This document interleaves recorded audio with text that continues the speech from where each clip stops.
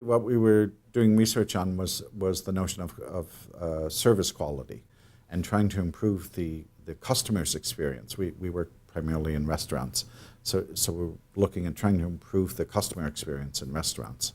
And because we're sort of organizational behavior, human resource people, we came at that by saying, well, if we change the way we treat our staff, will that then result in a better customer experience?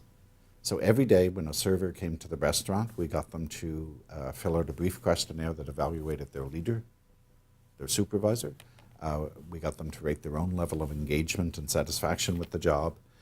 And then we had comment cards at all the tables in the restaurant. So as customers came in, they filled out a brief measure of service quality and customer satisfaction.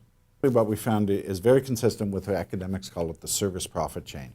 But it's basically, if servers had a good leader, a transformational leader who inspired them and motivated them and sort of demonstrated that they cared about them, then they were more engaged, they were happier at work, happier employees were strongly associated with better quality customer service and ultimately happier customers.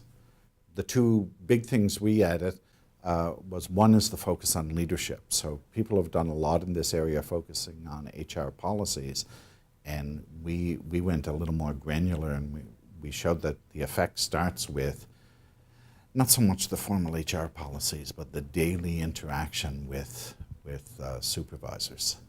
And the second big thing is we found out this is not a very, customer service is not a static thing. It changes from day to day. Our research shows that the leaders, the supervisors at the restaurant level can really influence how that person's day is going, and then ultimately the customer experience.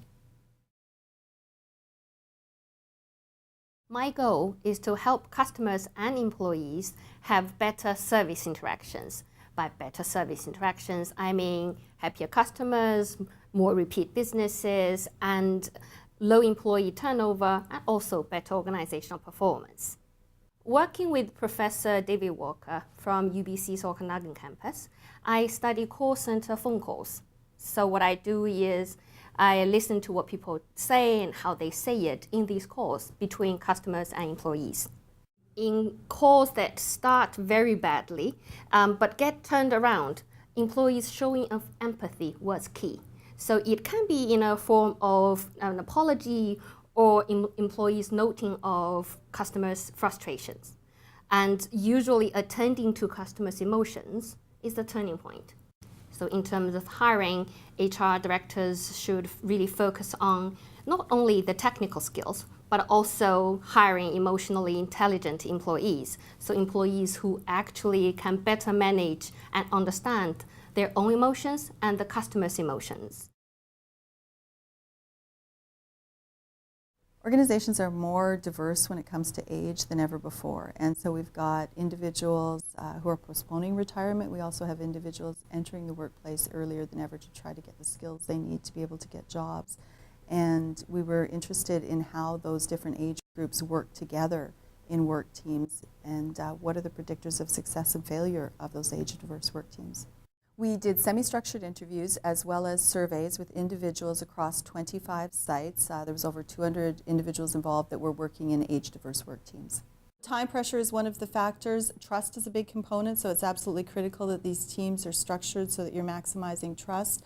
You have to minimize status differentials, so you want to have teams that have as little status distinctions between the younger workers and the older workers as possible. And the fourth factor was participative leadership. So it was absolutely critical that there was information sharing, that again, building on the trust component, that people were able to participate in the decision making. HR professionals or managers, leaders, start to think about how they're constructing their work teams. We just can't assume that by throwing people together they're going to be able to do a good job. We have to consciously construct these teams.